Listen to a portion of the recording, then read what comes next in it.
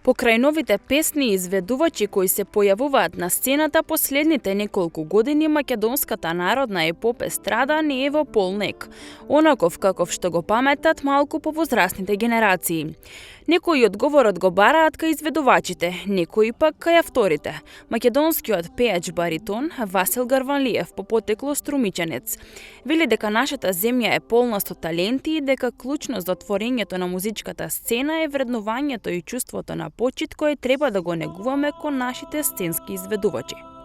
Спремни сме да учиме, ни треба водичи и ни треба публика. Има сцена, но мора да се цениме. И тоа не значи само за музика, но одговорот за музика мора да почнеме да се цениме, да се почитуваме, да се сакаме. Во Скопје, реков, станавме едно на тој концерт. И сваќам дека да е многу необично, зашто сакам интеракција. Може да застанам песна и да ти направам мобит и да се продолжим песната. Но тоа е тоа што луѓето се желни и треба да правиме настани. Значи, им препорачувам на сите, борете се, верувајте и бидете автентични. Мислам дека тоа е најважното. Уметноста и спортот градат и водат една нација, порачува Васил.